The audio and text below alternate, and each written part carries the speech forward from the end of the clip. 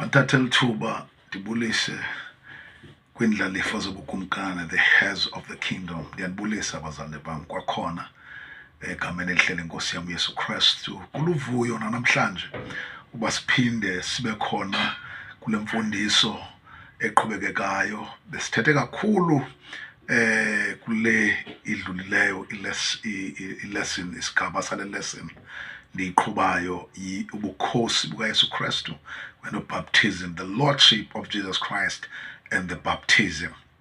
Siyambulela kakhulu uThixo esasigcina sikuye athi uPaul sifunyanwe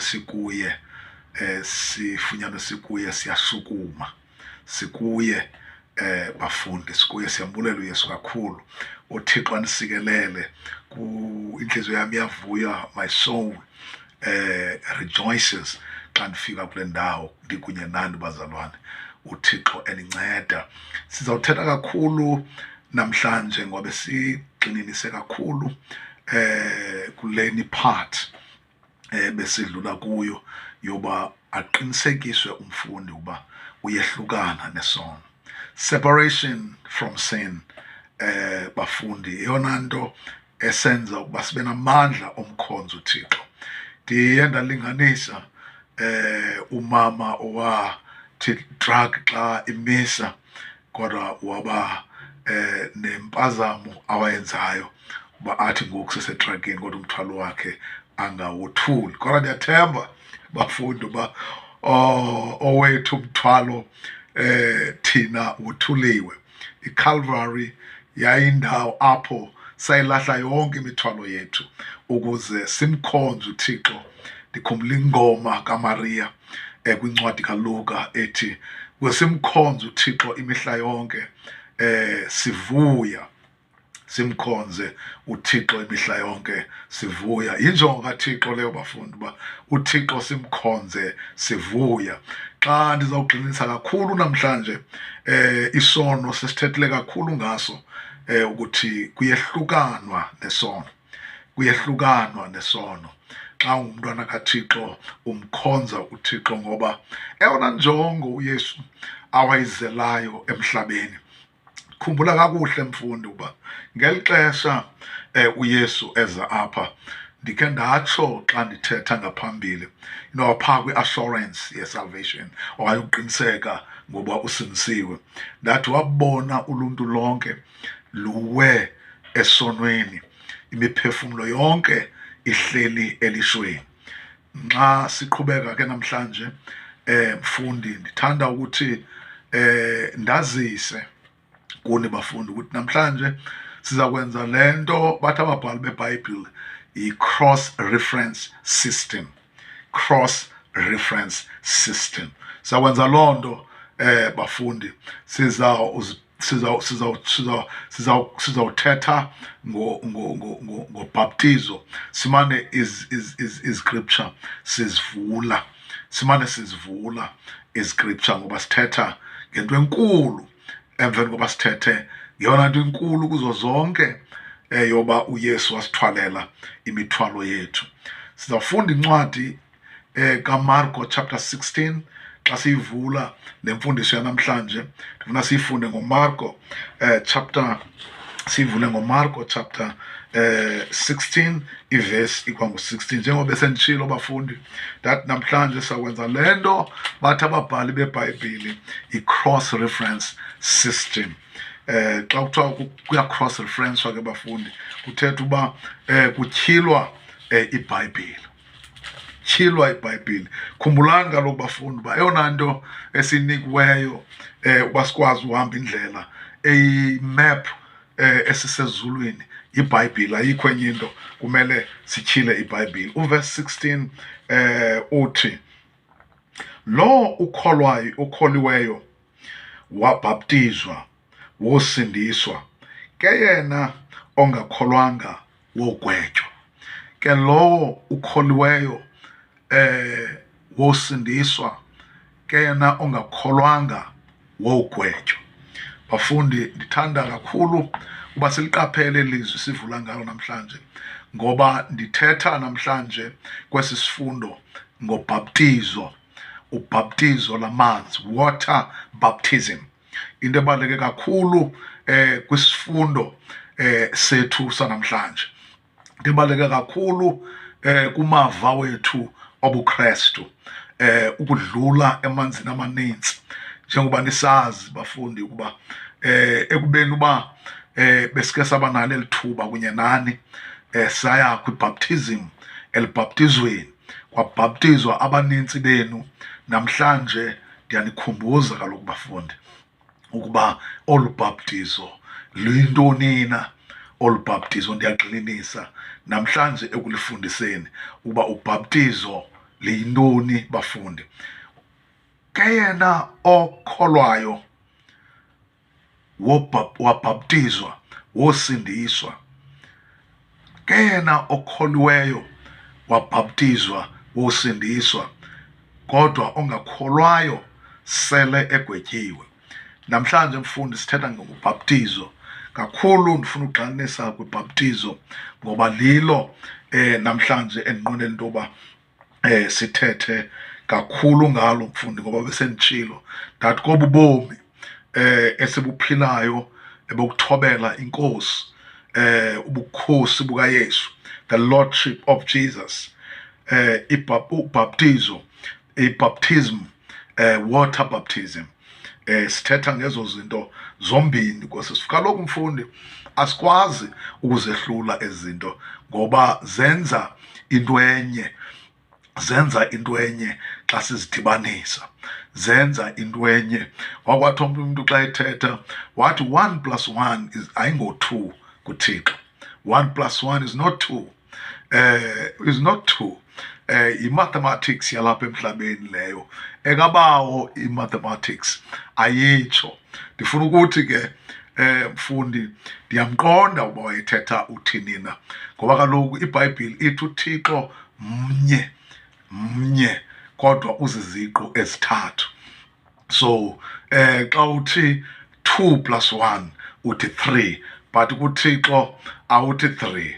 U-3 kuThixo uyakwazi uThixo umguqula u-3 abe ngu-1. Very, very, very, very, very powerful and into enamandla kakhulu, into en-amazinger. Njengoba ndiyithetha nje uba xa ndithetha nge-water baptism zikhona izinto ze-water baptism, kodwa ngoku ndithetha ngestyhilelo, sokuba ezi zinto zimbini, ubukhosi bukaYesu Krestu, sizazibona uba kutheni le nto ezinto zimbini ziyinto enye nje eziba sifunda. Ndiyakuqinisekisa mfundi, ndiyakuqinisekisa ukuba iseBhayibhileni indaba engobhaptizo ngamanzi, iseBhayibhileni indaba engebhaptizo ngamanzi. Yile nto ndithe sizakwenza le nto kuthiwa yi-cross reference system ngababhali beBhayibhile. Okubalulekileyo mfundi, njengoba ndithetha nawe njengenye imini, uzawuba kule ndawo ndikuyo ufundise abanye abantu eli hlobo ndifundisa wena ngalo. Uzuyilandele nto ye-cross reference system, ngoba le cross reference system ifumaneka kwiBhayibhile engeyiyo esiXhosa, kodwa yenza kube lula kakhulu ukuba ufundise ngokucacileyo, ucacisa ezwini likaThixo le nto uyifundisayo. Le nto ndiyifundisayo namhlanje, water baptism, ndizayicacisa ezwini likaThixo. Ndiyathanda mfundi siphinde sijonge elinye izwi elindisikelela kakhulu ebelikhe lavela phaa ngelaa xesha besenza laa nto phaa ku-assurance of salvation. Belikhe lavela John chapter 3 verse 5. John umvangeli uJohane, umvangeli uJohane chapter 3 verse 5. Uverse 5 uthi waphendula uYesu wathi, inene inene ndithi kuwe, ukuba umntu akathanga azalwe ngamanzi nangumoya akanakungena ebukumkanini bukaThixo. nguYesu ngokwakhe lutshoyo mfundi, uthetha nabafundi bakhe, uthetha kukho abafundi bakhe, ufundisa nge-water baptism. nguYesu lo ufundisa nge-water baptism, ubhaptizo lamanzi. Nali livela namhlanje mfundi phambi kwakho eBhayibhelini. Akho nto ibaluleke mfundi njengoba uyazi iBhayibheli. Ibalulekile kakhulu loo nto uba ungumfundi, ube ngumfundi kaBhayibhile. Le nto ithi ngumfundi ube ngumfundi weBhayibhile, le nto ithi ngumfundi ithetha umntu onezifundo azenzayo. Njengomntwana mfundi xa esiya esikolweni yonke le mihla uya eyokwenza izifundo zoba athi xa efikele kwibanga elithile abe mhlawumbi uyaphuma kwi-high school aqhubeke nezifundo aye e-tertiary, uyaqhubekeka uyafunda. Sinjalo nathi singabafundi bakaYesu, siqala nyhani ke kwezi primary njengaleyo teaching ndiyenzayo, yi-teaching yaseprimary le. Zizinto ekufanele uba ziziseko, le nto kuthiwa i-foundational xa kuthethwa foundational education, xa kuthethwa ngemfundo kuthiwa imfundo yeziseko, imfundo yeziseko. Niyakhumbula kaloku bafundi ukuba apha elizweni imizekelo yeento zalapha yezi zisezulwini, yezezi zisezulwini. Siyakhumbula uba khona umama okuthiwa ngu-Angie Motshekga olawula phaa kwelaa candelo le-foundational education iziseko, uphethe phaa. Siyamazi, sike simbone naxa kuphuma iziphumo zematrix, sike simbone phaya. Loo nto ithetha ukuthi kuyafundwa mfundi, kuyafundwa mfundi. Namhlanje ndingutishala wasezulwini, ndiphambi kwakho ndizokufundisa ukuba uYesu nangu namhlanje ethetha la mazwi athi, inene inene ndithi kuni ukuba umntu akathanga azalwe ngamanzi nangomoya akayukukha angene ebukumkanini bukaThixo. Ndiyawathanda kakhulu amazwi aphuma kwinkosi yethu uYesu Kristu, yona uqobo, umnikazi wento zonke, umkhombi wale ndlela, the leader, umkhombi wale ndlela. Sikhokelwa nguYesu Kristu kule ndlela. Yonke into esiyenzayo siyenza ngokuba uYesu wayenza. Uyathetha apha kwesi sahluko sisifundileyo esesithathu, verse 5, uthi nene, uyaqinisekisa uthi nene inene. Le nto ndithi nam namhlanje xa ndizofundisa esi sifundo sobhaptizo, ndifuna uba uqiniseke mfundi uba ziseBhayibhileni. Ndizokuqinisekisa uba indaba yobhaptizo ayoyokuphikisana nabantu, iseBhayibhileni, iphuma elizwini likaThixo. IseBhayibhileni, iphuma ezwini likaThixo, ubhaptizo lamanzi. Ndizokuqinisekisa mfundi ukuthi ibalulekile loo nto. Ndizokuqononondisa uba uqonde, uliqonde, luqondakale. Utsho naxa uthetha uthi liqondakele ubhaptizo kum.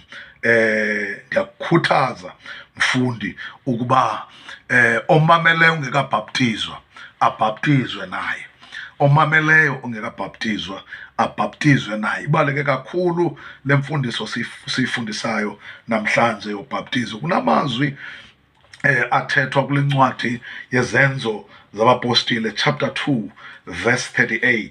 Njengoba benditshilo mfundi, ndathi sizalivula iBhayibhile, nditshilo kuwe ndathi sizalivula iBhayibhile. Zenzo chapter 2 verse 38, incwadi yezenzo chapter 2 verse 38. The xa ndihleli ngenye imini ndifunda iBhayibhile, ndathi abazalwane ngaske nyhani bayipractice into yofunda iBhayibhile, bayirehesa, ibe ngathi ufunda ingoma kodwa ufunda iBhayibhile. Ngoba kaloku xa uzawuthetha ngeBhayibhile ebantwini, funeka uthethe ngento oyaziyo, ngento oyifundileyo. Verse 38 ufundeka ngolu hlobo, uthe ke uPetros kubo, guqukani nibhaptizwe nonke ngabanye egameni likaYesu Kristu ukuze nixolelwe izono namkele isipho somoya oyingcwele.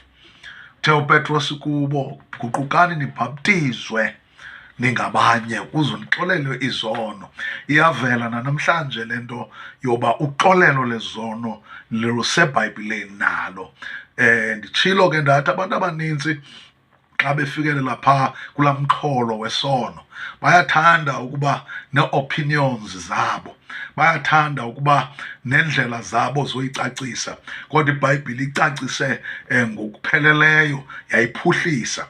Ndimthanda kakhulu uMizekeliso chapter 28 verse 13 othi osivumayo asishiye ngokonzwelwa inceba, kodwa osigubungelayo akayuba nohambo. Ndiyamthanda kakhulu uMzekeliso chapter 28 verse 13. Le nto ke mfundi endithi kubalulekile siyazi iBhayibhile ukwenzela into yoba ngelinye ixesha awukwazi uyityhila, kodwa xa uthethile wathi ifumaneke endaweni ethile le nto ndiyithethayo izawukwazi uba umntu naye awuzijongela. Mfundi ungothuka uba aba bantu baphikisa iBhayibhile bayayifunda iBhayibhile. Fundi, abantu abaphika iBhayibhile bangabafundi beBhayibhile.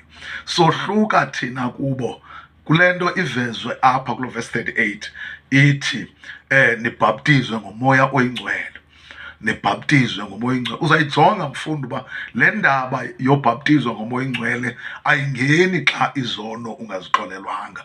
Awuzukwazi ubuva ubuncwane nobumnandi bokukhonza uThixo. Ndike ndathi phambi koba ndize apha ndizofundisa le lesson ndaphakanyelwa yindaba yokungcwaliswa. Indaba yokungcwaliswa, le nto siyifundisayo mfundi nanamhlanje uba sinoyithatha siyenze siyishwankathele kukungcwaliswa. Le nto siyenzayo sifundisa umntu ukuba uThixo uyamngcwalisa umntu. Ukungcwalisa kukwenza ngcwele, ukungcwalisa kukwenziwa ngcwele. uThixo ilizwi lakhe lithe ezulwini aphaya kunamazwi aphumayo, aphuma kanintsi athi ngcwele ngcwele ngcwele, athi ngcwele ngcwele ngcwele. Yiyo loo nto uThixo esifundisa ngobungcwalisa sisaphila emhlabeni, ukuze xa sifika phambi kwakhe sifike sibazi ubungcwalisa bakhe.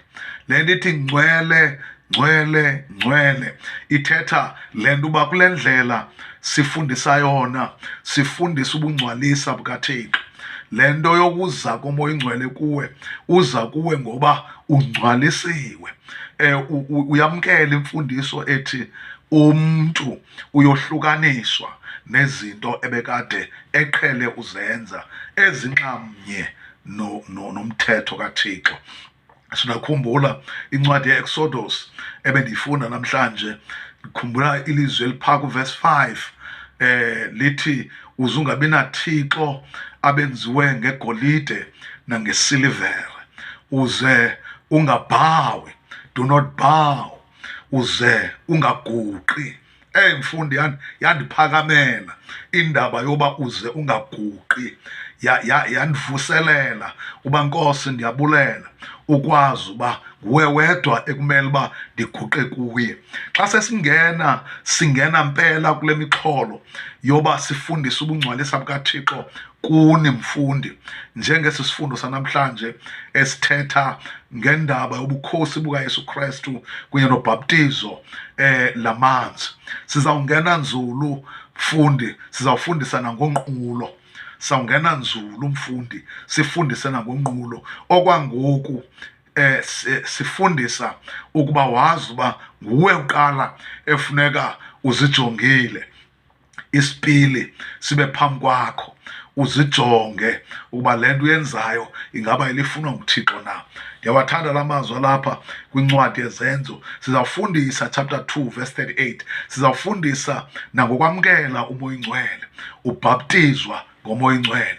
Kodwa kwanamhlanje sifundisa ngobhaptizo lamanzi. Ndiyawathanda la mazwi mfundi kakhulu.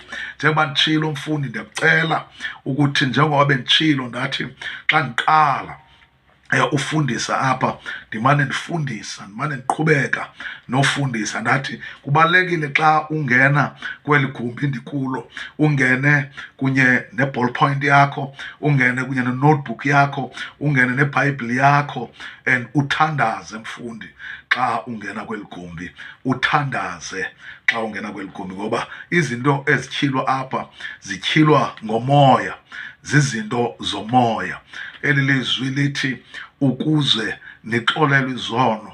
Ayenzeki laa nto kumntu esenyameni, yenzeka kumuntu okumoya lando umuntu ongena kumoya nguye oyaziyo indaba oqola kwezono ngoba uyayazi isempilweni yakhe ungenwe lelizwi likaThixo wabhaptizwa ngomoya ingcwele waba ngumntwana kaThixo ongcwalisiweyo lento okuthiwa i-sanctification i-subject leyo okanye sisifundo mfundi eyasiyawusifundisa uYesu ade abuye esokungcwaliswa kwam nawe singabakholwa ngoba uThixo utshilo ezwini lakhe wathi thina sasinjengaba bantu sithetha kubo xa sishumayela ivangeli yokuguquka kodwa kuloko sangcwaliswayo kuloko sasindiswayo. Bulela kakhulu uThixo. Kunamazwi alapha kwincwadi yezenzo kwakhona chapter 10 verse 48 chapter 10 verse 48 andisikelela ngendlela emangalisayo mfundi. Uverse 48 uthi wamisa ukuthi mababhaptizwe egameni lenkosi baza bamcela ukuba akhe ahlale insuku ezithile. Wamisa ukuba mababhaptizwe wamisa ukuba mababhaptizwe kungummiselo mfundi lento uba masibhaptizwe. uYesu Kristu wenza umzekelo esimele ukuba siwulandele. Wazalwa waphila njengathi ukubonakalisa ukuba waye engumntu ofana kunye nathi. Wacela uYohane ukuba ambhaptize wabhaptizwa ke ngoko. Luphawu olubonisa ukuthi uYesu mfundi ungumntu ofana nathi. Kule ndawo simfumana engumntu ofana nathi. Sizawungena ke mfundi asiphelelanga apha. Asiphelelanga yabona xa kuthiwa ngumntu ofana nathi mhlawumbi ingakulahleka ngoba kuthiwa mos uYesu akazange abe nasono ngoba unguThixo. Kufuna siyityhile loo nto sifundise ngalento kuthiwa nguThixo emntwini. Amakhumsha athi incarnation. Yi-incarnation. uThixo waba ngumntu ebantwini. uThixo waba ngumntu ebantwini. Naleyo into ofuneka siyifundise mfundi kodwa okwanamhlanje uyayibona ukuba uYesu uyalithatha elinyathelo lobhaptizo. Kwesi sifundo ubhaptizwa nguYohane. Sawuphinda sibuye mfundi xa siligqibezela sicacise ukuba ngeli xesha sabhaptizwa nguYohane iphi le nto ithi uYesu wabhaptizwa nguYohane. Siyayicacisa loo nto kodwa mfundo kwanamhlanje ndifuna siyibambe ukuba wenza umzekelo uYesu uba silifundise lenziwe ubhaptizo. Asifundisi into uYesu athe ze singayifundisi. Usiyalezile incwadi kaMateyu chapter 28 verse 19. Mateyu chapter 28 verse 19 uthi xa thetha pha uYesu amazwi wakhe okugqibela ezawusishiya abuyele ezulwini. Uverse 19 uthi uhambele kancinane phambili esuka apho wabona uYakobe. uYesu ku-28 verse 19 amazwi athi apha hambani ngoko niye kuzenza abafundi zonke intlanga nibabhaptizele egameni loYise loNyana loMoya Oyingcwele. Hambani, uyayaleza uYesu apha, hambani niyokuzenza abafundi zonke intlanga nibabhaptize egameni loYise neloNyana neloMoya Oyingcwele. uYesu lo uyalezayo, uYesu lo uthetha lamazwi. Umxholo wobhaptizo ulapha mfundi, ngumxholo wobhaptizo lo esikuwo. Sawukhumbula mfundi xa sithetha ngolu bhaptizo uba phaa kwincwadi yezenzo chapter 16 sikhumbule phaya ngumphathi wamabanjwa waseFilippi. ngumphathi wamabanjwa waseFilippi kwakhona umphathi wamabanjwa wasePhilip chapter 16 verse 31. Ilizwi likaThixo uyapha ku-34 lithi phaya ku-31, bathi ke bona bakholwa kuyo inkosi uYesu Kristu, wosindiswa wena nendlu yakho. Bathi ke bona kholwa kuyo inkosi uYesu Kristu, wosindiswa wena nendlu yakho. Balithetha kuye ilizwi lenkosi nakubo bonke abasendlwini yakhe. Verse 33, wabathabatha ngelo lixa lobusuku, wayihlamba imivumbo yabo, wabhaptizwa yena kwalapho nabo bonke abakhe. Kananjalo ebanyuse wabasa endlwini yakhe, wabeka ukudla phambi kwabo, wagcoba nendlu yakhe yonke kuba ukholwa kuThixo. Bafundi, indaba emangalisayo, indaba enkulu, indaba esiyibona uba kukhona novuyo kule nto yebhaptism. Lo mphathi wamabanjwa ubhaptiziwe yena nendlu yakhe, uyagcoba, uyavuya, uvuyela ukuba ebhaptiziwe. Khona into eyenzekayo xa ubhaptizwa, khona into eqhawukayo xa ubhaptizwa. Kaloku phaya ushiya umuntu omdala, wombatha umuntu omtsha, ushiya umuntu ebekade ekuhluphekisa, ekuncuncuthekisa, ekwenza ikhoboka lakhe, usenza into ongafuni uzenza ngoba ulikhoboka. Kaloku mfundi, ikhoboka alikwazi uzenzela, funeka lixelele uba lenze ntoni na. Kodwa uYesu Kristu, le ndaba esiyibona apha, uyavuya loba lo mphathi wamabanjwa ngoba ebelikhoboka logada amabanjwa, kodwa engenaYesu empilweni yakhe. Iyavuyisa, iyagcobisa le ndaba le-baptism. Ndiyambulela uThixo kakhulu ngayo. Sisafunda le ndawo uba uzawuvuya nawe. Asasiye nabo siva imimangaliso, siva ubungqina obukhulu. Abafundi ebesibabhaptiza nge-Easters, siva ubungqina obukhulu ngabo, izinto uThixo azenzayo empilweni yabo, ngoba kaloku bakhethe ukuba babe ngumntu omtsha, bashiye umntu omdala, uhlube umntu omdala. Ndikhe ndathi ngenye imini, ngoba mna ndibekhona ngelaa xesha kushumayela ootata abakudala, ootata abakhulu, amaxhego am. Lalithi elinye xa lishumayela lithi, asinakugqithwa yinyoka, ngoba inyoka iyalisusa ifele elidala, iyobuza mfundi, inyoka. Wobuzile xa uphuma phaa kulaa manzi, uyobuza, ushiya yonke into ebekwesi sikhumba sidala. Uthi xa ifundisa laa tata, uthi ungothuka ngenye ixesha, ucinga fama yiyo, kanti hayi, ngumhlubulo wayo, sisikhumba esidala. Kodwa uThixo nyhani uthethile ngabantu abadala. Siyambulela uThixo. Nathi sathi sacacelwa mfundi, kwakufundiswa le nkonzo ke yokwehlukana nesono kakhulu ngelaa xesha lo-develop i-character, ngoba le character lena ayofruit, iyadevelopha yona. Ayofruthi, awuvele uyikhenze uyitye, hayi, iyadevelopha. Ayisosipho, ndifuna ukutsho, ayisosipho, ngoba ndingalikho iapile ndikunike, kodwa umthi walo uqala udevelophe phambi koba uliprodyuse. Sifundisa abantu ngeli xesha noba kwabantu abanintsi abanezipho, kodwa aba bantu banezipho bayayidinga le mfundiso yokuba babe ngabantu abahlube umntu omdala. Siyahluba evangelini, siyahluba, sikhulula ingubo endala, sikhulula laa nto yayibonwe ngu-Isaya. Wathi xa ethetha u-Isaya wathi, ubulungisa bethu bufana namanikiniki phambi kwakho Thixo.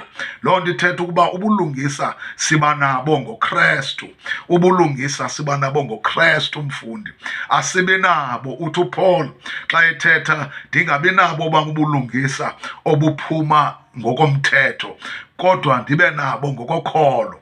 Mfundi, emini nje uThixo akusikelele ngeli xesha uThixo abe nawe. Xa ndigqibezela esi sifundo ndisithi kuzawulunga abahlubileyo kweli xesha siphila kulo, kuzawulunga abantu abayi-understandayo le teaching le endiyifundisayo namhlanje, uba isikhumba senyoka siyasuka kuye esidala. Umntu uyamlahla umzimba omdala anxibe umzimba omtsha. Umntu uyamlahla umzimba omntu. Uyokwenza loo nto xa ubhaptizwa, mfundi. Uyolahla umzimba omdala ukuze wombathe umntu omtsha. Lithe elinye izwi uyawukhulula. uThixo andisikelele. Sisezawuqhubekeka mfundi, sigqibezele esi sifundo. Ubhaptizwa kaloku zibini ezifundo, kodwa ndithe zithetha into enye, ubukhosi bukaYesu Kristu, ubhaptizwa. Ndithetha kakhulu ngobhaptizwa namhlanje, ndizawugqibezela ngobukhosi bukaYesu Kristu. Inkosi ikusikelele mfundi, uThixo abe nawe. Ndiyakuthanda kakhulu. Amen.